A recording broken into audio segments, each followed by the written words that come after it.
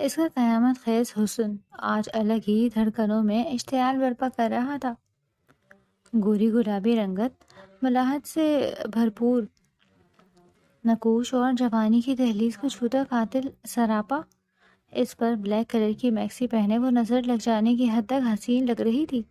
Maxi کی fitting نے اس کے سراپے کی دلکشی کو مزید بڑھا دیا تھا۔ ارسل کی بے باک نگاہیں اس کے وجود کے آر پار ہوتی محسوس ہو رہی تھی۔ وہ اسے زبردستی قریب کرتا باہوں کے حصار میں قید کر چکا تھا۔ اس کے گداز وجود کی مہک سے وہ خود پر قابو کھونے لگا تھا۔ جیسے ہی وہ اس کے لبوں پر جھکنے لگا، وہ گھبرا کر بولی، پلیز ارسل، ایسا نہ کریں، میں جانتی ہوں پھر آپ خود پر کنٹرول کھو دیں گے، رخصتی ہو جانے دیں، پھر جو مرضی کر لیجیے گا، میں آپ کو روکوں گی نہیں۔ ارسل نے بہکتی سرخ آنکھوں سے اس کے بے پناہ حسن کو دیکھا۔ وہ سر تا پیر قیامت تھی۔ نہیں میری جان، مجھ سے اور صبر نہیں ہو رہا، تمہارا حسن مجھے پاگل کر دے گا، آج مجھے مت روکو۔ وہ یہ کہتا اس کے گلے سے لپٹا، اس کا دوپٹہ نکال کر دور اچھال چکا تھا۔ ایشل بری طرح تڑپی، اسے غصے دور کرنے لگی۔ پلیز ارسل، مجھے جانے دیں، کوئی اونچ نیچ ہو گئی تو میں رخصتی سے پہلے کسی کو منہ دکھانے کے قابل نہیں رہوں گی۔ وہ ہر بات نظر انداز کرتا اس کی سراہی دار گردن پر جھکا۔ پلیز ایشل میری جان، آج نہ روکو مجھے، میں تمہارے جسم کے ہر پردے کو گرا کر آج تمہارا حسن مکمل دیکھنا چاہتا ہوں۔ وہ پوری طاقت لگا کے ساتھ اسے خود سے دور کرنے لگی، لیکن وہ ارسل کی طاقت کے آگے بالکل بے بس تھی۔ کہاں وہ نازک سی جان اور کہاں وہ مکمل مضبوط مرد۔ اس نے بہت ہاتھ پاؤں مارے، لیکن آج اس کا بچنا ناممکن تھا۔ وہ اسے بیڈ پر گراتا ہر پردے سے آزاد کر دیا تھا۔ اب اس کا مکمل ہوش ربا حسن ارسل کی آنکھوں کے سامنے تھا۔ ارسل اسے اس حالت میں دیکھ کر جیسے ہوش بھلا بیٹھا تھا۔ ارسل، خدا کے واسطے ایسا نہ کرے، مجھے چھوڑ دے، میں برباد ہو جاؤں گی۔ لیکن وہ تو جیسے کان بند کر چکا تھا۔ وہ اپنے لبوں پر زبان پھیرتا اس کے ساتھ، پلیز ارسل، ایسا نہ کرے، میں کہیں منہ دکھانے کے قابل نہیں رہوں گی، خدا را، اور رخصتی ہو جانے دیں، شادی سے پہلے یہ سب غلط ہے، مجھے داغدار مت کریں، میری عزت کے ساتھ کھلواڑ کر کے آپ مجھ سے محبت کا ثبوت دے رہے ہیں، لوگ مجھے گندی نظروں سے دیکھنے لگیں گے، ایک بھڑکیدار لڑکی کی بھلا کوئی زندگی ہوتی ہے؟ ایشل کی آواز میں آنسوؤں کی آمیزش تھی اور پورا وجود تھر تھر کانپ رہا تھا۔ وہ دیوار کے ساتھ لگی کھڑی تھی۔ اس لمحے ارسل کی آنکھوں میں ناشتی وحشت نے اسے اندر تک سہما دیا تھا۔ نو، نیور میری جان، کسی صورت نہیں، مجھ سے تو آج اور صبر نہیں ہو رہا، تمہارا یہ حسن، یہ بے پناہ کشش مجھے پاگل کر دے گی، میں کب تک انتظار کروں؟ تم میری ہو، تم پر میرا حق ہے۔ ارسل کی آواز میں ایک عجیب سی سرد مہری تھی، ایک وحشت تھی، ایک ایسا جنون جو کسی دلیل کو سننے کے لیے تیار نہیں تھا۔ وہ دھیرے دھیرے اس کی جانب بڑھ رہا تھا۔ اس کی آنکھوں میں جذبات کی گرمی اور سرخی تھی۔ باہر آسمان پر زوردار بجلی کڑکی، جس کی روشنی کھڑکی کی شیشوں سے چھن کر کمرے میں آئی، اور ایشل نے ارسل کے چہرے پر وہ وحشت دیکھی جس سے وہ ڈر رہی تھی۔ وہ اس کے قریب پہنچا اور اسے باہوں میں بھرتے ہی ایک ہی جھٹکے سے اس کے گلے میں دوپٹہ کھینچ کر دور اچھال دیا۔ ارسل! ایشل کی چیخ نکل گئی۔ وہ مچھلی کی طرح تڑپتی ہوئی اسے خود سے دور کرنے لگی۔ خدا کا واسطہ ہے، ہوش میں آئے، ہم کزن ہیں، ہمارا نکاح ہوا، بس ہماری عزت کو یوں پامال نہ کرے، میں مر جاؤں گی۔ ارسل نے اس کی آنسو اپنے لبوں سے چنے۔ پلیز ایشل میری جان، آج نہ روکو مجھے، میری آنکھوں میں دیکھو، میں کتنا تڑپ رہا ہوں تمہارے لیے۔ ارسل نے اس کی کلائیاں مضبوطی سے تھام لی۔ نکاح کے بعد تم پر میرا حق مکمل طور پر ہے۔ یہ رسمیں، یہ رواج، یہ سب دنیا کے ڈھکوسلے ہیں۔ دنیاوی باتوں میں آ کر میں تمہیں آج نہیں چھوڑ سکتا۔ میں آج تمہارا حسن مکمل دیکھنا چاہتا ہوں، مجھے مت روکو آج۔ نہیں نہیں، ایشل پوری قوت کے ساتھ اسے غصے دور کرنے کی کوشش کر رہی تھی، لیکن ارسل کی مردانہ طاقت کے آگے وہ بالکل کمزور تھی۔ وہ نازک سی لڑکی جو پھولوں کی طرح پلی تھی، آج ایک ایسے طوفان کی زد میں تھی جو اس کی ہر التجا کو رونتا جا رہا تھا۔ ارسل نے اپنی شرٹ اتار کر ایک طرف پھینک دی۔ اس کا مضبوط اور کثرتی بدن ایشل کے سامنے تھا۔ ایشل نے اپنی آنکھیں سختی سے میچ لی، شرم اور خوف سے اس کا برا حال تھا۔ وہ اپنے ہاتھوں کو چھڑانے کی بھرپور کوشش کر رہی تھی، جس کی وجہ سے اس کے ناخن ارسل کے اور بازوؤں پر گڑ گئے۔ سرخ نشان ابھر آئے، لیکن ارسل کو جیسے کسی درد کا احساس ہی نہیں ہو رہا تھا۔ اس پر صرف ایک دھن سوار تھی، ایشل کو حاصل کرنے کی دھن، اس قاتل حسینہ کو پا لینے کی دھن۔ لیکن وہ اس کی محبت بھی تو تھی، اس کا یوں ہونا اسے سخت ناگوار گزر رہا تھا۔ دیکھو میری طرف ایشل، میری جان۔ ارسل نے اس کا چہرہ اپنے ہاتھوں کے پیالے میں بھرا۔ اپنی آنکھیں کھولو، دیکھو میں کون ہوں، شوہر ہوں تمہارا، کوئی غیر محرم یا بوائے فرینڈ نہیں ہوں تمہارا جو تم یوں رونا دھونا مچا رہی ہو۔ میں تمہارا ارسل ہوں جسے تم محبت کرتی ہو، وہ روتے ہوئے تڑپ کر بولی تھی۔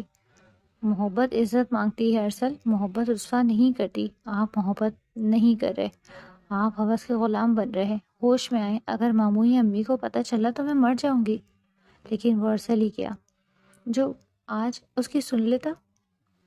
اس وقت اس کے سر پر عشق کا بھوت نہیں بلکہ اسے حاصل کرنے کی ضد سوار تھی۔ وہ آہستہ آہستہ اسے ہر پردے سے آزاد کر گیا۔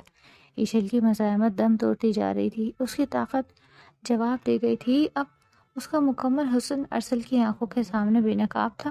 ارسل کی نظریں اس کے سراپے پہ جم گئی، جیسے کوئی پیاسا صدیوں بعد پانی کا چشمہ دیکھ لے۔ ارسل اسے اس حالت میں دیکھ کر مزید بے قابو ہو گیا تھا۔ اس نے ایشل کو بازوں میں بھرا اور ایک جھٹکے میں بیڈ پر پھینکا۔ نرم گداز بستر پر گرتے ہی ایشل نے اٹھنے کی کوشش کی، لیکن ارسل بجلی کی سی تیزی سے اس پر جھپٹا اور اسے اپنے حصار میں لے لیا۔ ارسل، خدا کا واسطہ ہے، چھوڑ دے مجھے، میں برباد ہو جاؤں گی، آپ کو ہماری محبت کی قسم۔ ایشل نے آخری حربہ استعمال کیا، وہ منتیں کرتی رہی، اس کی آواز میں ایسی دردناک لرزش تھی جو پتھر کو بھی موم کر دے۔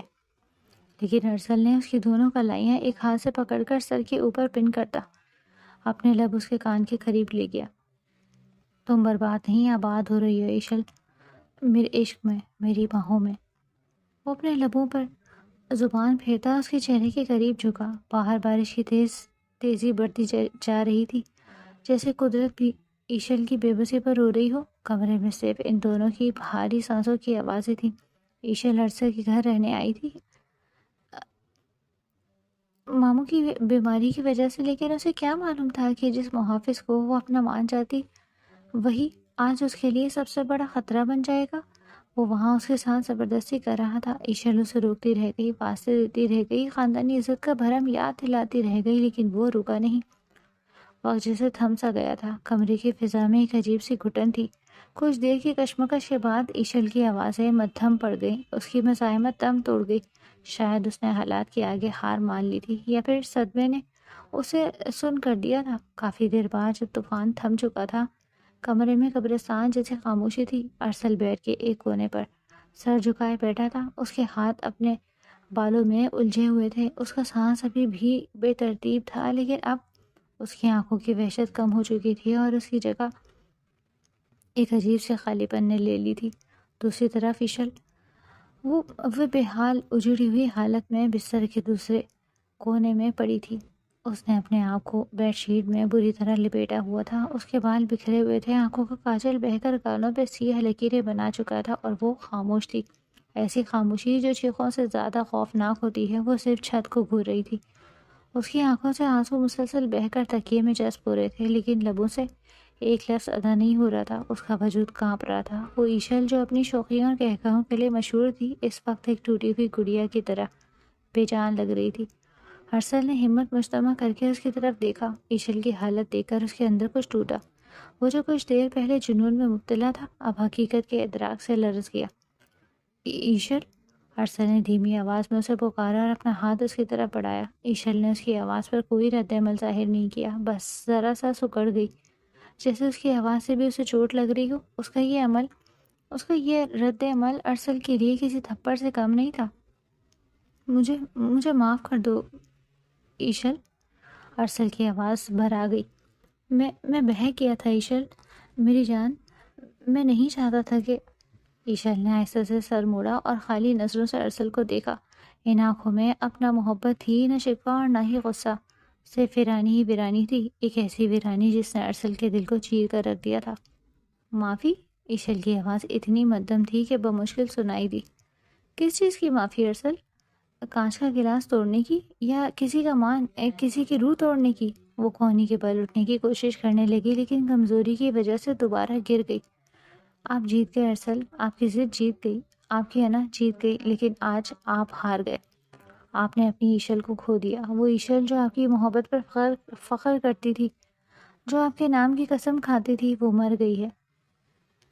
ارسل کا سر شرمندگی سے جھک گیا۔ تم بیوی ہو میری، میں تم پر مکمل حق رکھتا ہوں۔ اس نے ایک کمزور سی دلیل پیش کرنے کی کوشش کی۔ حق مانگا جاتا ہے ارسل، چھینا نہیں جاتا، ایشل نے سسکتے ہوئے کہا۔ اور جو چیز چھین لی جائے اس میں برکت نہیں رہتی، اس میں محبت نہیں رہتی۔ آپ نے آج صرف میرے جسم کو نہیں روندا، آپ نے ہمارے رشتے کے تقدس کو پامال کیا ہے۔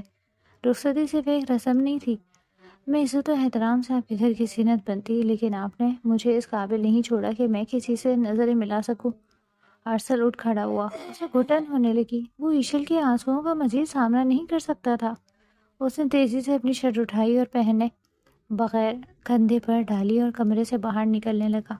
دروازے پر پہنچ کر وہ رکا اور مدھم آواز میں بولا، میں صبح پھوپھو سے بات کروں گا رخصتی کے لیے، اور پھر دروازہ زور سے بند کرتا ہوا باہر نکل گیا۔ پیچھے ایشل اکیلی رہ گئی۔ وہ دوبارہ تکیے میں منہ چھپا کر پھوٹ پھوٹ کر روتی۔ باہر بارش پھر سے شروع ہو گئی تھی، لیکن اس بار بارش کا شور ایشل کے اندر کے طوفان کے سامنے بہت ہلکا تھا۔ وہ سوچ رہی تھی کہ کل صبح وہ کس منہ سے اپنی ماں کا سامنا کرے گی، کس منہ سے آئینے میں خود کو دیکھے گی۔ ارسل نے اپنی محبت کی تکمیل تو کر لی تھی، لیکن ایشل کی روح کو کرچی کرچی کر دیا تھا، اسے بے اعتبار کر دیا تھا۔ رات کا اندھیرا گہرا ہوتا جا رہا تھا، اور اس اندھیرے میں ایک لڑکی کی معصومیت اور ایک لڑکے کا جنون دونوں ہی گم ہو چکے تھے۔ وقت بھی کیسا ظالم ہوتا ہے، کبھی پنکھوں پر بٹھا کر آسمان کی طرح سیر کراتا ہے، اور کبھی اسی بلندی سے زمین پر ایسے پٹکتا ہے کہ انسان کی روح تک کرچی کرچی ہو جاتی ہے۔ ایشل کے ساتھ ہی کچھ ایسا ہی ہوا تھا۔ وہ ایشل جو اپنی قسمت پر ناز کرتی تھی، جسے اپنے مقدر پر رشک آتا تھا، وقت کی یہی بے رحمی اسے وہاں لا کھڑا کر دی جہاں سانس لینا بھی بوجھ لگنے لگا تھا۔ وہی ایشل جو کبھی قہقہوں میں ڈوبی رہتی تھی، آج خاموشی کی چادر اوڑھے اپنی ہی وجود سے اجنبی ہو چکی تھی۔ اس کی آنکھوں میں کبھی خواب جھلملاتے تھے، مگر اب وہاں ایک ویران صحرا تھا، بے آب و گیا، سنسان اور بے رنگ۔ اسے یاد تھا وہ دن جب سب کچھ اس کے حق میں تھا، جب ہر دعا قبول ہوتی محسوس ہوتی تھی، جب زندگی ایک حسین کہانی لگتی تھی جس کا ہر باب خوشیوں سے سجا تھا، مگر پھر اچانک جیسے کسی نے اس کہانی کے اوراق چھین کر آگ میں جھونک دی ہوں۔ ایک لمحہ، بس ایک لمحہ، اور سب کچھ بدل گیا۔ وہ ارسل کی پھوپھو کی بیٹی تھی، اور ارسل اس کے سگے ماموں غفار کا بیٹا۔ دونوں فرسٹ کزن تھے اور بچپن سے ہی ایک دوسرے کے نام سے منسوب تھے۔ ایشل کے سر سے باپ کا سایہ بہت پہلے اٹھ چکا تھا۔ والد کے انتقال کے بعد اس کی دنیا ویران ہو جاتی اگر ماموں غفار اور تو ہر طور پر ارسل اس کی ڈھال نہ بنتے۔ ارسل جو اس سے عمر میں کچھ سال بڑا تھا، اس کی حفاظت اور محبت میں ہمیشہ پیش رہا۔ ایک سال پہلے جب ارسل نے گھر میں صاف کہہ دیا تھا کہ میری دلہن بنے گی تو صرف ایشل، تو ایشل کے پیر زمین پر نہیں ٹک رہے تھے۔ ارسل کی پسند، اس کی ضد اور اس کا جنون ایشل کے لیے کسی اعزاز سے کم نہیں تھا۔ ایشل، تم صرف میری ہو، اس کائنات میں اگر کوئی تمہیں بری نظر سے دیکھے گا تو میں دنیا جلا دوں گا۔ یہ وہ جملے تھے جو ارسل اکثر اسے کال پر یا جب کبھی موقع ملتا کہا کرتا تھا۔ اس کی محبت موزوں تھی، ایک ایسا دریا جو سب کچھ بہا لے جانے کی طاقت رکھتا تھا۔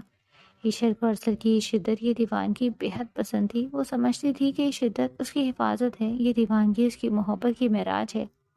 نکاح کو ایک سال بیت چکا تھا۔ رخصتی ایشل کی تعلیم مکمل ہونے پر طے تھی، اور وہ اسی انتظار میں خوشی خوشی دن گزار رہی تھی۔ جب بھی ارسل اس کے حسن کی تعریف کرتا، وہ شرم سے لال ہو جاتی۔ اسے لگتا تھا کہ وہ دنیا کی خوش نصیب ترین لڑکی ہے جس کا شوہر اس پر جان چھڑکتا ہے، اسے بے پناہ چاہتا ہے، اس کے حسن کا دیوانہ ہے۔ لیکن یہی محبت اور یہی حسن رات کے اس پل ایشل کے لیے جیسے وبال بن گیا تھا۔ آج شام ایشل اپنی والدہ سمرین بیگم کے ساتھ ماموں غفار کے گھر آئی تھی۔ ارادہ تو شام کی چائے پی کر واپس جانے کا تھا، لیکن باتوں باتوں میں وقت کا پتہ ہی نہیں چلا۔ باہر موسم اچانک تبدیل ہوا اور گہرے بادل چھا گئے۔ ماموں غفار ڈرائنگ روم میں بیٹھے چائے کی چسکیاں لے رہے تھے۔ ارسل وہیں صوفے پر بیٹھا بار بار چوری چھپے ایشل کو دیکھ رہا تھا، جو اپنی ماں کے ساتھ بیٹھی مسکرا رہی تھی۔ اس نے ارسل کی فیوریٹ کلر کی میکسی پہن رکھی تھی جس میں وہ غضب ڈھا رہی تھی۔ ارسل کی نظریں اس کے چہرے کا طواف کر رہی تھیں، اور ایشل ان نظروں کی تپش محسوس کر کے بار بار دوپٹہ درست کر رہی تھی۔ بھائی جان اب اجازت دیں، موسم خراب ہو رہا ہے اور گھر پر کوئی نہیں ہے، سمرین بیگم نے اٹھتے ہوئے کہا۔ غفار صاحب نے فوراً ٹوک دیا، ارے سمرین یہ تم کیا کہہ رہی ہو؟ باہر اندھی چل رہی ہے، بارش کے آثار ہیں، ایسے میں دو عورتوں کا اکیلے جانا مجھے گوارا نہیں، رات یہیں رک جاؤ، صبح ناشتے کے بعد چلی جانا۔ لیکن بھائی جان، سمرین بیگم نے اعتراض کرنا چاہا، اسی لمحے ارسل بول پڑا، پھوپھو پاپا ٹھیک کہہ رہے ہیں، آپ اور ایشل آج یہیں رک جائیں، ایشی ویسے بھی کتنے دنوں بعد آئی ہے، امی بھی خوش ہو جائیں گی۔ ارسل کی آواز میں چھپی خوشی اور بےتابی ایشل نے محسوس کر لی تھی۔ وہ دل دل میں مسکرا دی کہ ارسل اسے روکنا چاہتا ہے۔ ارسل کا یوں دیکھنا اس کے دل میں میٹھی سی گدگدی کر رہا تھا۔ ماموں کے اصرار پر وہ لوگ رک گئے۔ کسی کو کیا خبر تھی کہ یہ ایک رات ایشل کی زندگی کی سب سے بھیانک رات ثابت ہونے والی تھی۔ کھانے کے بعد ایشل کو گیسٹ روم میں جگہ دی گئی تھی، جبکہ سمرین بیگم اندر گھر کی خواتین کے ساتھ باتوں میں مصروف ہو گئی۔ ایشل کمرے میں اکیلی تھی، باہر تیز بارش شروع ہو چکی تھی۔ اسے بارش بے حد پسند تھی۔ وہ کھڑکی کے پاس کھڑی بارش کے قطروں کو شیشے پر گرتے دیکھ رہی تھی۔ اچانک دروازہ کھلنے کی آواز آئی۔ ایشل چونکی اور مڑ کر دیکھا، ارسل دروازے پر کھڑا تھا۔ اس نے دروازہ اندر سے لاک کیا اور ایشل کی طرف بڑھا۔ ایشل کے دل کی دھڑکن تیز ہو گئی۔ یہ پہلا موقع نہیں تھا کہ وہ نکاح کے بعد یوں تنہائی میں مل رہے تھے، وہ اکثر ملتے تھے۔ ارسل آپ یہاں، اگر کسی نے دیکھ لیا تو؟ ایشل نے گھبرا کر کہا، لیکن اس گھبراہٹ میں بھی اپنائیت تھی۔ ارسل اس کے قریب آیا، اس کی آنکھوں میں ایک عجیب سی چمک تھی جو ایشل نے پہلے کبھی اتنی شدت سے نہیں دیکھی تھی۔ کون دیکھے گا، پوری دنیا سو رہی ہے ایشی، اور تم میری منقوہ ہو، کوئی جرم نہیں کر رہا میں۔ وہ چلتا اس کے بالکل قریب آ گیا۔ ایشل پیچھے ہٹتی ہوئی دیوار سے جا لگی، لیکن ارسل رخصتی ابھی نہیں ہوئی، بڑے کیا سوچیں گے، پلیز آپ جائیں۔ ایشل نے نظریں جھکا کر کہا۔ ارسل نے اپنا ہاتھ دیوار پر رکھ کر اسے حصار میں لے لیا۔ رخصتی سماج کی ایک رسم ہے ایشل، دل سے تو تم میری ہو چکی ہو، آج تم اس سیاہ لباس میں قیامت لگ رہی ہو، مجھ سے اور ضبط نہیں ہوتا۔ ایشل کے لبوں پر مسکراہٹ آئی، وہ سمجھی یہ محبت بھرا اظہار ہے۔ اچھا بابا، شکریہ تعریف کے لیے، اب جائیں، صبح بات ہوگی۔ لیکن ارسل ہلا تک نہیں۔ اس نے اپنا دوسرا ہاتھ ایشل کے چہرے پر رکھا، اس کا لمس بھی شدت بھرا تھا۔ بات نہیں ہوگی ایشی، آج ملاقات ہوگی، مکمل ملاقات۔ ایشل نے چونک کر اس کی آنکھوں میں دیکھا، وہاں محبت کی جگہ ایک عجیب سی بھوک تھی، وحشت تھی۔ وہ ڈر گئی۔ ارسل آپ کیسی باتیں کر رہے ہیں، مجھے ڈر لگ رہا ہے، پلیز دور ہٹیں۔ اس نے ارسل کو پیچھے دھکیلنے کی کوشش کی، لیکن وہ مضبوطی سے کھڑا تھا۔ ڈر کیسا؟ اپنے شوہر سے ڈر کیسا؟ ارسل کی آواز بھاری ہو گئی۔ میں نے 1 سال انتظار کیا ایشی، ایک پل گن گن کر گزارا ہے، آج تم میری چھت کے نیچے ہو، میری گرفت میں ہو، میں آج اس موقع کو نہیں گنوا سکتا۔ نہیں ارسل، ایشل کی آواز میں سختی آ گئی، یہ غلط ہے، یہ گناہ ہے، ہمارے بڑوں نے ہماری عزت کے لیے کچھ حدود رکھی ہیں، ان کا احترام کرے۔ ارسل نے اچانک اس کے بازو کو دبوچ لیا۔ عزت، احترام، حدود؟ مجھے یہ سب مت سکھاؤ، میرا عشق اب ان سب چیزوں سے آگے نکل چکا ہے، تم میری بیوی ہو اور میرا تم پر پورا حق ہے۔ حق ایسے زبردستی نہیں لیا جاتا۔ ایشل کی آنکھوں میں آنسو آ گئے۔ ارسل وہ بنے جسے میں نے چاہا تھا، وہ نہیں جسے دیکھ کر مجھے خوف آئے۔ ارسل پر جیسے شیطان سوار ہو چکا تھا، اس نے ایشل کی بات سنی انسنی کر دی۔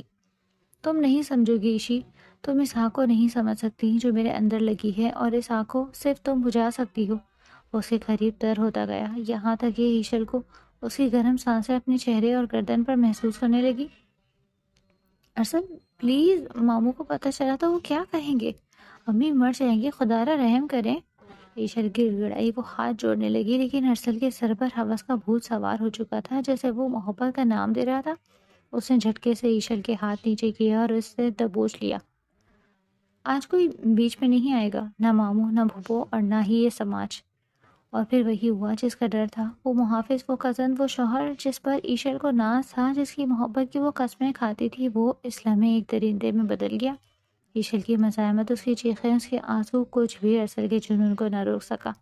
وہ ایشل جو اپنی ماں کے ساتھ خوشی خوشی مہمان بن کر آئی تھی، جسے اپنے ماموں کے گھر میں تحفظ کا احساس ہوتا تھا، اسی گھر کی 4 دیواری میں اس کی محافظ نے اس کی عزت کی چادر کو تار تار کر دیا۔ وہ لمحہ جب ایشل نے محسوس کیا کہ اس کی نہ کہ ارسل کے لیے کوئی وقت نہیں، اس لمحے اس کے اندر کچھ ہمیشہ کے لیے مر گیا۔ وہ محبت جو اس کے دل میں تھی، وہ فخر جو اس کی آنکھوں میں تھا وہ سب اس زبردستی اور درندگی کے بوجھ تلے کچل گئے۔ رات کے اس پہر ارسل اپنی حوث کی تسکین کر رہا تھا اور ایشر اپنی بربادی کا تماشا دیکھ رہی تھی، بے بس اور لاچار۔ اس طوفانی رات کے بعد سے ایشر کی دنیا ساکت ہو گئی۔ ارسل نے اس واقعے کے اگلے ہی دن اسے کال کرنے کی کوشش کی، کئی پیغامات بھیجے جن میں معافی، ندامت اور شرمندگی کا اظہار تھا، لیکن ایشر نے اسے ہر جگہ سے بلاک کر دیا تھا۔ اس کی روح پر جو زخم لگے تھے وہ سوری کے مرہم سے بھرنے والے نہیں تھے۔ سمرین بیگم اپنی بیٹی کی یہ حالت دیکھ کر پریشان تھی۔ وہ سمجھ رہی تھی کہ شاید تعلیم کے بوجھ یا موسم کی تبدیلی نے اسے نڈھال کر دیا ہے۔ ایشی بیٹا، کچھ تو کھا لے، دیکھ تیرا چہرہ کتنا زرد ہو گیا ہے۔ سمرین بیگم ناشتے کی ٹرے لیے اس کے کمرے میں آئیں، جہاں کھڑکی سے باہر خالی نظروں سے دیکھ رہی تھی۔ بھوک نہیں امی، ایشر نے سپاٹ لہجے میں جواب دیا۔ ارے کیسے بھوک نہیں ہے؟ 4 ہفتے ہو گئے ہیں، تم نے ڈھنگ سے نوالا نہیں توڑا اور یہ کیا حال بنا رکھا ہے؟ ارسل بھی پوچھ رہا تھا کہ ایشی بات کیوں نہیں کر رہی۔ سمرین بیگم نے لاڈ سے کہا۔ ایشر کا نام سنتے ہی، ارسل کا نام سنتے ہی ایشر کے وجود میں ایک لرزہ سا دوڑ گیا۔ جیسے ہی سمرین بیگم نے انڈے اور پراٹھے کی پلیٹ اس کے قریب کی، ایشر کو شدید متلی محسوس ہوئی۔ وہ فوراً اٹھی اور باتھ روم کی طرف بھاگی۔ سمرین بیگم گھبرا کر اس کے پیچھے گئیں۔ ایشر بیسن پر جھکی کیا کر رہی تھی، اس کا رنگ پیلا پڑ چکا تھا۔ یا اللہ، خیر میری بچی کو نظر لگ گئی ہے کسی کی؟ سمرین بیگم نے اس کی کمر سہلاتے ہوئے کہا۔ تیار ہو جاؤ ایشی، ہم ابھی ڈاکٹر کے پاس جا رہے ہیں، یہ روز روز کی کمزوری اور چکر آنا ٹھیک نہیں۔ ایشر نے منع کرنا چاہا، لیکن اس کے جسم میں اتنی طاقت نہیں تھی کہ وہ بحث کر سکے، اور نہ ہی اس کے اندر جینے کی کوئی رمق باقی تھی کہ وہ اپنا خیال رکھتی۔ لیڈی ڈاکٹر نے ایشر کا چیک اپ کیا، کچھ ٹیسٹ لکھ کر دیا اور پھر رپورٹس آنے تک انتظار کرنے کو کہا۔ ایشر بے جان گڑیا کی طرح کرسی پر بیٹھی رہی، جبکہ سمرین بیگم تسبیح پڑھنے میں مصروف تھی، دل ہی دل میں بیٹی کی صحت یابی کی دعائیں مانگ رہی تھی۔ آدھے گھنٹے بعد نرس نے انہیں دوبارہ ڈاکٹر کے کمرے میں بلایا۔ ڈاکٹر کے چہرے پر سنجیدگی تھی۔ بیٹھیے بیگم صاحبہ، ڈاکٹر نے رپورٹ میز پر رکھتے ہوئے کہا۔ گھبرانے کی بات نہیں ہے، جسمانی طور پر مریضہ کمزور ہے، لیکن یہ علامات قدرتی ہیں۔ قدرتی؟ کیا مطلب ڈاکٹر صاحبہ؟ اسی ارکان تو نہیں؟ سمرین بیگم نے فکر مندی سے پوچھا۔ ڈاکٹر نے اینک درست کرتے ہوئے ایشر کی طرف دیکھا جو سر جھکائے بیٹھی تھی، پھر سمرین بیگم کی طرف دیکھ کر دھیمے لہجے میں بولی، مبارک ہو، آپ نانی بننے والی ہیں، آپ کی بیٹی امید سے ہے۔ لمحہ بھر کے لیے کمرے میں سناٹا چھا گیا۔ سمرین بیگم کو لگا شاید انہوں نے کچھ غلط سنا ہے۔ کیا کہا آپ نے؟ سمرین بیگم کی آواز کانپ گئی۔ ڈاکٹر صاحبہ ہوش میں بات کریں، یہ میری بیٹی ہے، کماری ہے بھی، اس کا صرف نکاح ہوا ہے، رخصتی نہیں ہوئی۔ یہ آپ کیا بیہودہ مذاق کر رہی ہیں؟ دوبارہ سے چیک کریں۔ ایشر نے زور سے اپنی مٹھیاں بیچ لی، اس کا سانس رکنے لگا تھا۔ وہ جس حقیقت سے بھاگ رہی تھی وہ اب ایک بھوت بن کر اس کے سامنے کھڑی تھی۔ بیگم صاحبہ، میڈیکل سائنس جھوٹ نہیں بولتی، ڈاکٹر نے رپورٹ ان کی طرف بڑھا دی۔ یہ پریگننٹ ہے، میں آپ کے خاندانی معاملات نہیں جانتی، لیکن رپورٹ یہی بتا رہی ہے۔ سمرین بیگم نے جھپٹ کر رپورٹ اٹھا لی، لیکن ان کاغذوں نے ان کی دنیا ہلا دی۔ انہوں نے ایک خوفناک سرد نظر ایشر پر ڈالی۔ ایشر کا سر اب بھی جھکا ہوا تھا اور وہ بری طرح کانپ رہی تھی۔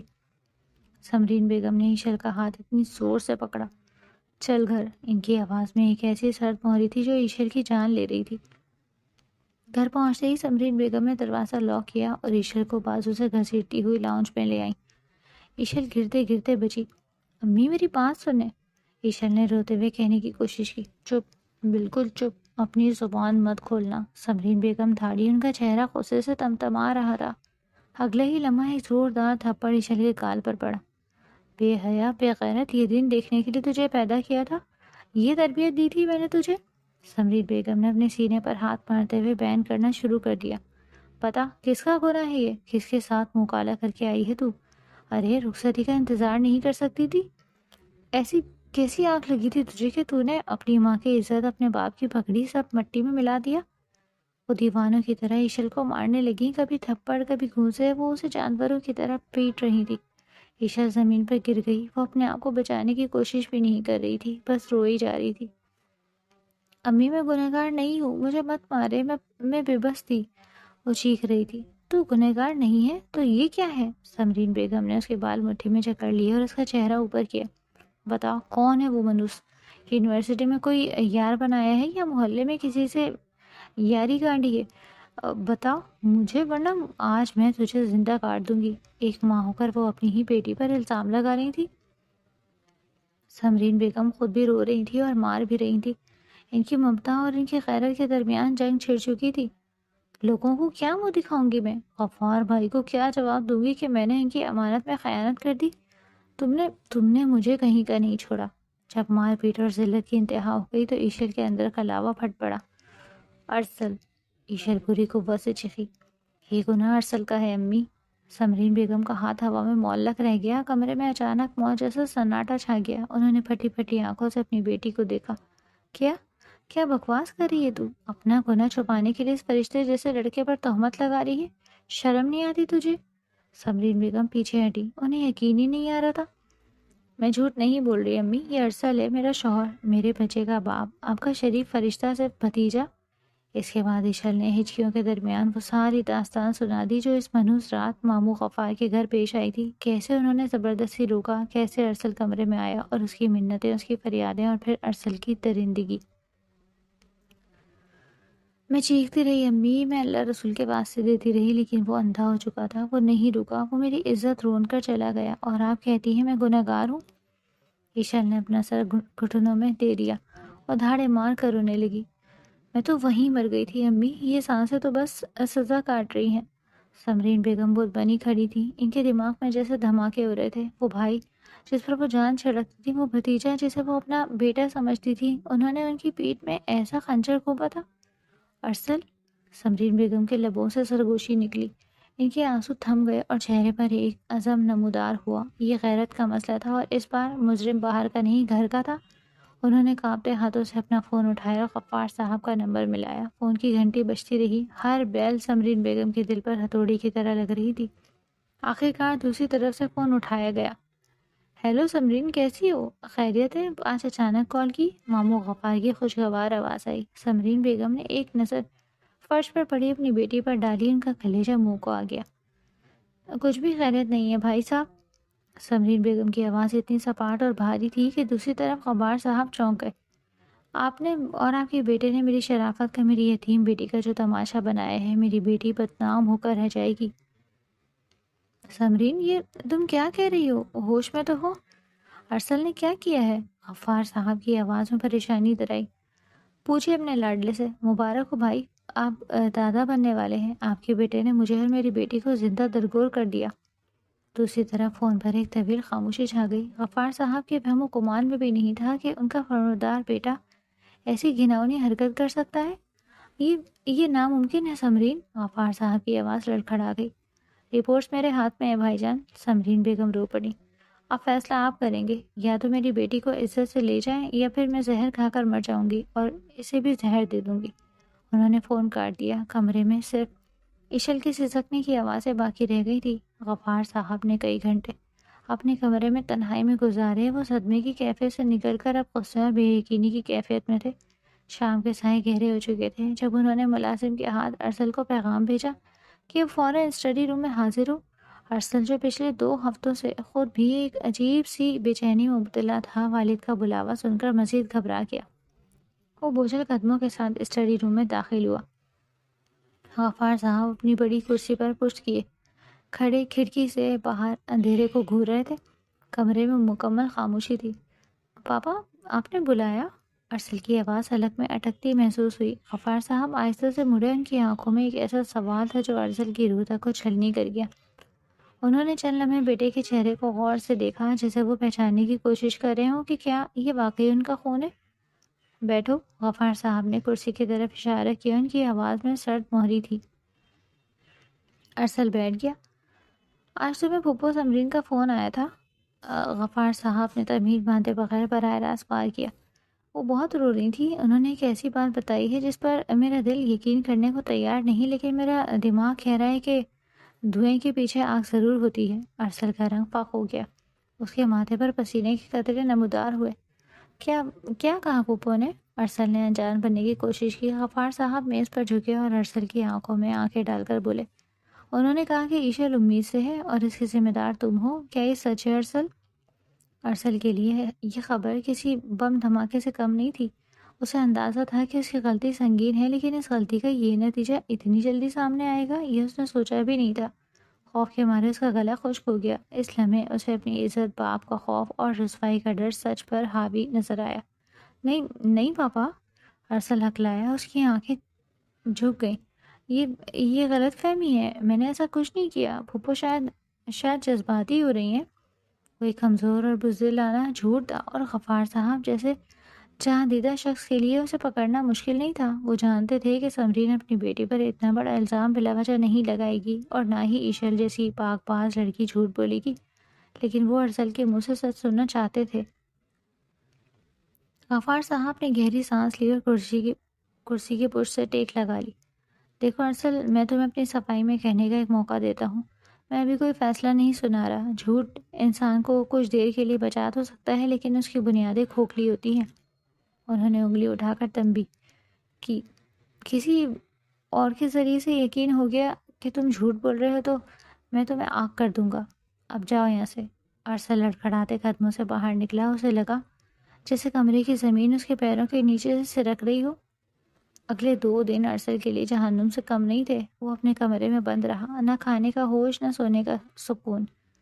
ایشل امید سے ہے، یہ جملہ بار بار اس کے کانوں میں گونج رہا تھا۔ کبھی اسے خوشی کا ایک ننھا سا احساس ہوتا کہ وہ باپ بننے والا ہے، لیکن فوراً ہی ندامت اور خوف اس احساس کو دبوچ لیتے۔ اس نے کانپتے ہاتھوں سے ایشل کا نمبر ملایا۔ وہ اس سے بات کرنا چاہتا تھا، پوچھنا چاہتا تھا، شاید معافی مانگنا چاہتا تھا۔ یہ شاید یہ طے کرنا چاہتا تھا کہ اب کیا کرنا ہے۔ پلیز ایشی، فون اٹھا لو، ایک بار بات کر لو۔ لیکن فون مسلسل بند جا رہا تھا۔ اس نے واٹس ایپ پر دیکھا، وہ بلاک تھا۔ اس نے ٹیکسٹ کیا، ڈیلیور نہیں ہوا۔ ایشل نے اپنے گرد احسار کھینچ لیا تھا۔ ارسل کشمکش میں تھا کہ کیا کرے۔ اگر وہ اقرار کرتا ہے تو باپ کی نظروں سے گر جائے گا، اور اگر انکار کرتا ہے تو وہ ایشل کو ہمیشہ کے لیے کھو دے گا، اور اس آنے والے بچے کا کیا ہوگا؟ وہ رات کا منظر اس کی آنکھوں کے سامنے گھومنے لگا۔ ایشل کی چیخیں، اس کی منتیں، اور اس کا اپنا وحشیانہ روپ۔ یہ میں نے کیا کر دیا؟ وہ سر پکڑ کر بیٹھ گیا۔ میں نے اپنی محبت کو خود اپنے ہاتھوں سے مٹی میں ملا دیا۔ وہ ٹھیک کہتی تھی، میں نے سب برباد کر دیا۔ دوسرے دن کی شام تک ارسل کا ضمیر اسے اتنا ملامت کر چکا تھا کہ اب اس میں مزید جھوٹ بولنے کی ہمت نہیں رہی۔ وہ جان گیا تھا کہ سچ کڑوا ضرور ہے، لیکن وہی اب واحد راستہ ہے۔ وہ اپنے بچے کے وجود سے انکار نہیں کر سکتا تھا۔ مہلت ختم ہو چکی تھی۔ غفار صاحب اسی کرسی پر بیٹھے تھے جیسے وہ 2 دن سے وہیں بیٹھے انتظار کر رہے ہوں۔ ارسل دوبارہ کمرے میں داخل ہوا۔ اس بار اس کے کندھے جھکے ہوئے تھے، لیکن چہرے پر ایک عجیب سی سنجیدگی تھی۔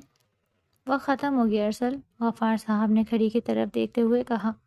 بتاؤ کیا فیصلہ کیا ہے تم نے؟ کیا وہ الزام جھوٹا ہے؟ ارسل چند لمحے خاموش رہا، پھر وہ آہستہ سے آگے بڑھا اور غفار صاحب کے قدموں کے پاس قالین پر بیٹھ گیا۔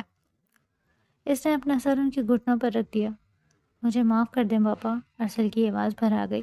مجھ سے بہت بڑی غلطی ہو گئی، میں بہک گیا تھا۔ وہ سب سچ ہے جو ایشل نے کہا۔ غفار صاحب نے آنکھیں بند کر لی۔ حالانکہ وہ یہ سچ جانتے تھے، لیکن بیٹے کے منہ سے اعتراف سن کر ان کا دل ٹوٹ گیا۔ ایک باپ کا بھرم چکنا چور ہو گیا تھا۔ اچانک غفار صاحب نے جھٹکے سے خود کو پیچھے کیا اور کھڑے ہو گئے۔ ارسل کا سر قالین پر جا لگا۔ اٹھو، غفار صاحب گرجے۔ ارسل ڈرتے ڈرتے کھڑا ہوا۔ اس نے ابھی نظر اٹھا کر باپ کو دیکھا ہی تھا کہ ایک زوردار تھپڑ اس کے منہ پر پڑا۔ تھپڑ کی آواز اس شور سے کہیں زیادہ تھی جو غفار صاحب کے اندر 2 دن سے کنڈلی مارے بیٹھا تھا۔ ارسل کا چہرہ دوسری طرف گھوم گیا۔ گال پر انگلیوں کے سرخ نشان ابھر آئے۔ اس نے زندگی میں پہلی بار انہوں نے اپنے لاڈلے اور قابل بیٹے پر ہاتھ اٹھایا تھا۔ شرم نہیں آئی تمہیں؟ تم اتنے آزاد اور بے غیرت کیسے ہو سکتے ہو؟ غفار صاحب کا ہاتھ کانپ رہا تھا غصے اور دکھ کی وجہ سے۔ تم نے میری تربیت پر پانی پھیر دیا۔ میں کس منہ سے اپنی بہن کا سامنا کروں گا؟ وہ بہن جس نے تمہیں اپنے بیٹوں کی طرح چاہا، تم نے اس کی بیٹی کی عزت کو پامال کیا۔ ارسل رو پڑا۔ پاپا، میں شرمندہ ہوں، بہت شرمندہ۔ مجھ سے بہت بڑی غلطی ہو گئی۔ میں شیطان کے بہکاوے میں آ گیا تھا۔ میں ایشل سے بہت محبت کرتا ہوں، میں اسے اپنانا چاہتا ہوں، لیکن جو بھی ہے میں اپنے بچے کے وجود سے انکار نہیں کر سکتا اور نہ ہی منہ موڑ سکتا ہوں۔ وہ میرا خون ہے۔ محبت؟ غفار صاحب نے نفرت سے کہا۔ اسے محبت نہیں کہتے ارسل، اسے ہوس کہتے ہیں۔ محبت محافظ ہوتی ہے، محبت صبر سکھاتی ہے۔ تم نے تو جانوروں والا سلوک کیا ہے۔ تم نے ایشل کا مان توڑا ہے، میرا مان توڑا ہے۔ غفار صاحب ٹہلنے لگے۔ وہ شدید کرب میں تھے۔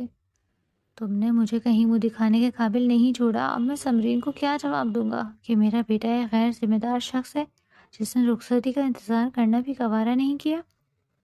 ارسل صرف روتا رہا۔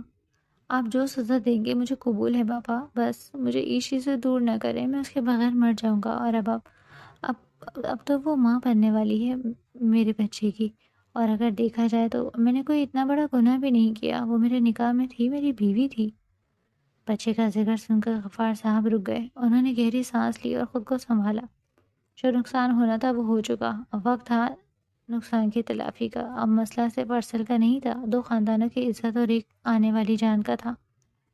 تمہاری سزا یہ ہے کہ اب تم ساری زندگی اس ندامت کے بوجھ کے سائے جیو گے، غفار صاحب نے حتمی لہجے میں کہا، اور یاد رکھنا اگر تم نے ایشل کو اب کبھی بھی ایک لمحے کے لیے بھی دکھ دیا تو میں بھول جاؤں گا کہ تم میرے بیٹے ہو۔ ارسل نے اس بات میں سر ہلایا۔ میں وعدہ کرتا ہوں پاپا، میں اسے کبھی دکھ نہیں دوں گا۔ میں نے اس کے ساتھ بہت ظلم کیا ہے، لیکن میں بہت شرمندہ ہوں، میرے دل میں بہت ندامت ہے، اور میں اپنی غلطی کا ازالہ کرنے کی ہر ممکن کوشش کروں گا۔ غفار صاحب نے اسی وقت ارسل کے سامنے ہی سمرین بیگم کو فون ملایا۔ ان کا لہجہ غصے والا نہیں بلکہ انتہائی معذرت خواہانہ اور شرمندہ تھا۔ سمرین، غفار صاحب کی آواز لرز گئی۔ میں تم سے شرمندہ ہوں، میرا سر تمہارے آگے جھکا ہوا ہے، ارسل نے اعتراف کر لیا ہے۔ دوسری طرف سمرین بیگم کی سسکیوں کی آواز آئی۔ میں جانتا ہوں کہ کوئی بھی معافی اس دکھ کا مداوع نہیں کر سکتی جو میری اولاد نے تمہیں اور عیشی کو دیا۔ غفار صاحب نے اپنی نم آنکھیں صاف کی۔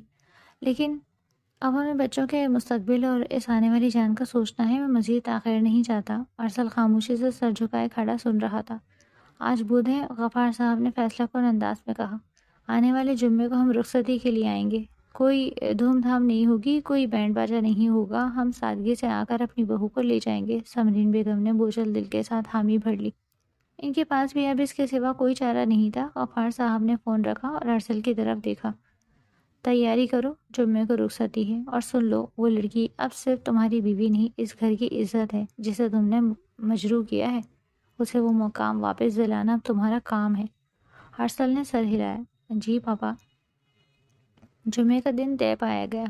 وہ شادی جس کے لیے دونوں گھرانوں نے مہینوں سے خواب سجا رکھے تھے، جس کے لیے ایشل نے کتنے ارمان پالے تھے، اب وہ ایک خاموش سمجھوتے اور ایک آزمائشی شکل اختیار کر گئی تھی۔ خوشیوں کی جگہ اب شرمندگی اور دکھ نے لے لی تھی، اور محبت کے اس رشتے پر اب ایک انمٹ داغ لگ چکا تھا جسے دھونے میں شاید پوری عمر لگنے والی تھی۔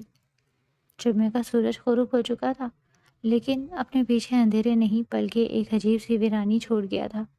رخصتی ہو گئی تھی، نہ کوئی شہنائی بجی، نہ ڈھولک کی تھاپ گونجی، اور نہ ہی کہے، بس خاموشی سے غفار صاحب اپنی بہو کو لے آئے۔ ایشل سرخ جوڑے میں ملبوس تھی، زیورات سے لدی تھی، لیکن اس کا چہرہ سپاٹ تھا جیسے کوئی زندہ لاش ہو جسے زبردستی دلہن بنا دیا گیا ہو۔ ارسل جب اپنے کمرے میں داخل ہوا تو کمرہ گلاب اور چمیلی کے پھولوں سے مہک رہا تھا۔ یہ وہی کمرہ تھا جہاں اس نے اپنی محبت کا خواب دیکھا تھا، لیکن آج یہ کمرہ اسے کانٹوں کو دوڑ رہا تھا۔ وہ آہستہ قدموں سے بیڈ کی طرف بڑھا۔ ایشل گھونگھٹ نکالے نہیں بیٹھی تھی، اور نہ ہی اس کے انتظار میں تھی۔ وہ بیڈ کی ایک سائڈ پر دیوار کی طرف منہ کیے لیٹ چکی تھی۔ اس نے اپنے اوپر کمبل تان رکھا تھا، گویا وہ ارسل کی موجودگی کو مکمل طور پر نظر انداز کر رہی تھی۔ ارسل کا دل کٹ گیا، وہ جانتا تھا کہ وہ اسی سلوک کا حقدار ہے۔ وہ بیڈ کے کنارے بیٹھ گیا۔ ایشی، اس نے سرگوشی کی، میں جانتا ہوں تم جاگ رہی ہو۔ کمبل میں ذرا سی جنبش نہیں ہوئی۔ میں تمہارے پاس نہیں آؤں گا، ڈرو مت، مجھ سے خوفزدہ مت ہو۔ ارسل کی آواز میں کرب تھا۔ میں بس یہ کہنا چاہتا ہوں کہ مجھے معاف کر دو۔ میں جانتا ہوں کہ میری معافی تمہارے زخم نہیں بھر سکتی، لیکن یقین کرو میں پل پل مر رہا ہوں، تمہاری یہ خوشی مجھے مار رہی ہے۔ خاموشی۔ ایشل خاموش رہی۔ اس کی طرف سے کوئی جواب نہیں آیا، بس اس کی تھکی کا ایک کونا گیلا ہو رہا تھا جو ارسل کو نظر نہیں آ رہا تھا۔ میں پوری زندگی انتظار کروں گا ایشی، اس دن کا جب تم اپنی مرضی سے میری طرف دیکھو گی۔ ارسل نے ایک ٹھنڈی آہ بھری اور تکیہ اٹھا کر صوفے کی طرف بڑھ گیا۔ اس رات سہاگ رات کی سیج پر دلہن اکیلی روتی رہی، اور دلہا فرش پر لیٹ کر چھت کو گھورتا اپنے گناہوں کا حساب کرتا رہا۔ وقت کا پہیہ گزرتا رہا، دن ہفتوں میں اور ہفتے مہینوں میں بدل گئے۔ گھر میں بظاہر سب ٹھیک تھا لیکن اندر سے سب کھوکھلا تھا۔ ایشل نے ایک بہترین بہو کا کردار نبھایا۔ وہ سب کا خیال رکھتی، وقت پر کھانا بناتی، گھر سنبھالتی، لیکن ارسل کے لیے اس کے پاس صرف خاموشی تھی۔ وہ ارسل کے سامنے پتھر کی مورت بن جاتی۔ ارسل اس کا خیال رکھتا، اسے ڈاکٹر کے پاس لے جاتا، اس کے لیے پھل کاٹ کر لاتا، اس کی دوائیاں وقت پر دیتا، لیکن ایشل کبھی اس کی آنکھوں میں نہیں دیکھتی تھی۔ وہ اسے صرف ضرورت کے وقت مخاطب کرتی۔ یہ سرد مہری کی بے اعتنائی ارسل کے لیے کسی تعزیانے سے کم نہیں تھی۔ وہ روز اپنے ہی گھر میں اجنبی بنا پھرتا۔ وہ ایشل کو منانے کی ہزار کوششیں کرتا، تحفے لاتا جو وہ کھولے بغیر الماری میں رکھ دیتی۔ ارسل کا ہنسنا بولنا ختم ہو گیا تھا۔ وہ ایشل کی اس حالت کا ذمہ دار خود کو سمجھتا تھا، اور یہی احساس جرم اسے اندر ہی اندر گھائل کر رہا تھا۔ پھر وہ دن آیا جس نے اس گھر کی قسمت بدل دی۔ ہسپتال کے لیبر روم کے باہر ارسل دیوانوں کی طرح ٹہل رہا تھا۔ غفار صاحب اور سمرین بیگم دعاؤں میں مصروف تھے۔ یا اللہ، میری ایشی کو بچا لینا، میری کوتاہیوں کی سزا اسے مت دینا۔ اچانک لیبر روم کا دروازہ کھلا اور نرس باہر آئی۔ اس کے چہرے پر مسکراہٹ تھی۔ مبارک ہو، اللہ نے رحمت سے نوازا ہے، بیٹی ہوئی ہے۔ ارسل وہیں سجدے میں گر گیا، اس کے آنسو بہہ نکلے۔ کچھ دیر بعد ایشل کو پرائیویٹ روم میں شفٹ کیا گیا تھا۔ ایشل بیڈ پر نیم دراز تھی، اس کا چہرہ کمزور لیکن پرسکون تھا۔ اس کی گود میں سفید کپڑے میں لپٹی ایک ننھی سی کومل سی جان تھی۔ ایشل نے اپنی بیٹی کو دیکھا، وہ بالکل ارسل جیسی تھی۔ وہی آنکھیں، وہی نقش۔ ایشل کے دل میں جو نفرت، جو غصہ، جو شکوے تھے، اس معصوم چہرے کو دیکھ کر جیسے پگھلنے لگے۔ اس نے روتے ہوئے بچی کو اپنے سینے سے بھینچ لیا۔ ممتا کا جذبہ ہر درد پر حاوی ہو گیا تھا۔ اس کے آنسو بچی کے ماتھے پر گرے۔ یہ آنسو دکھ کے نہیں، شکر اور محبت کے تھے۔ دروازہ کھلا اور ارسل اندر داخل ہوا۔ اس کی نظر سامنے کے منظر پر پڑی۔ ایشل اپنی بیٹی کو سینے سے لگائے رو رہی تھی۔ یہ منظر دیکھ کر ارسل کے قدم وہیں جم گئے۔ وہ آہستہ آہستہ بڑھا۔ ایشل نے سر اٹھا کر اسے دیکھا۔ 8 ماہ میں پہلی بار اس نے ارسل کی آنکھوں میں دیکھا تھا۔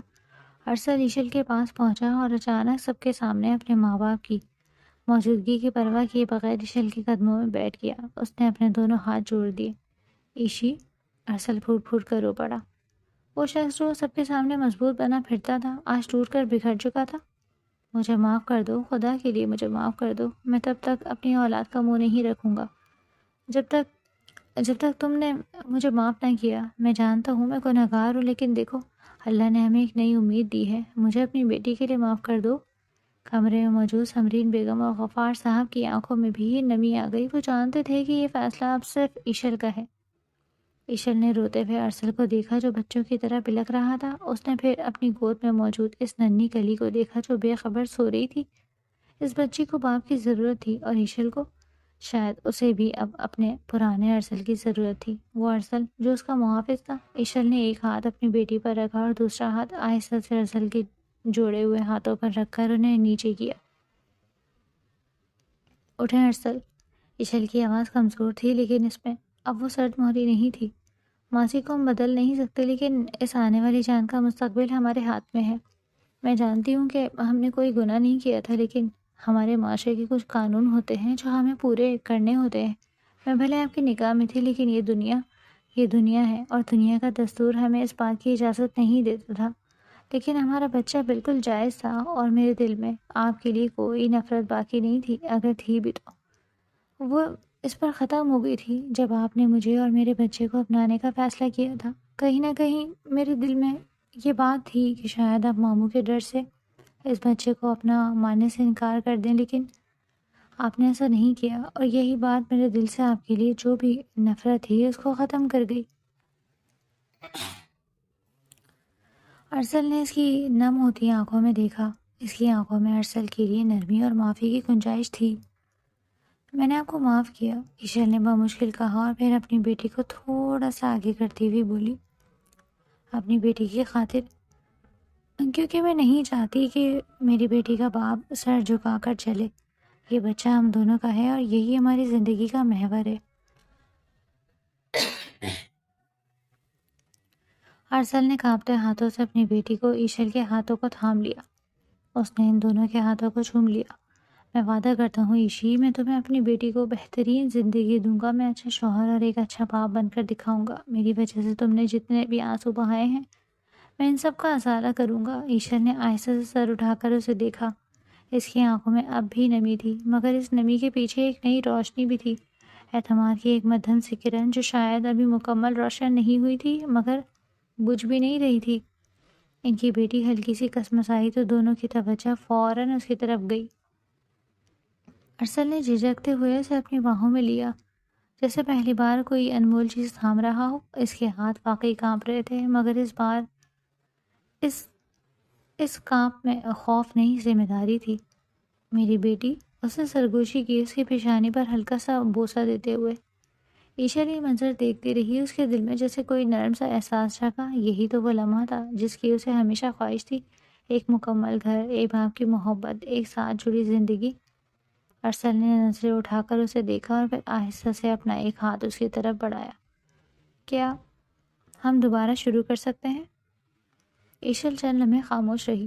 ماضی کے غم، آنسو، اذیت سب اس کے ذہن میں ایک جھلک کی طرح گزرے، مگر پھر اس نے اپنی بیٹی کو دیکھا اور پھر ارسل کو۔ آہستہ سے اس نے اپنا ہاتھ اس کے ہاتھ میں دے دیا۔ دوبارہ نہیں، وہ ہلکا سا مسکرائی، نئے سرے سے۔ ارسل کے لبوں پر ایک بے اختیار مسکراہٹ آ گئی۔ اس نے اس کے ہاتھ کو اپنے قریب لا کر ماتھے سے لگا لیا، جسے کسی نعمت کا شکر ادا کر رہا ہو۔ کمرے میں خاموش سکون پھیل گیا، ایسا سکون جس میں نہ کوئی شکایت تھی نہ کوئی خوف، بس ایک نئی شروعات کی نرم سی امید تھی جو آہستہ آہستہ ان تینوں کی زندگی کو اپنے حصار میں لے رہی تھی۔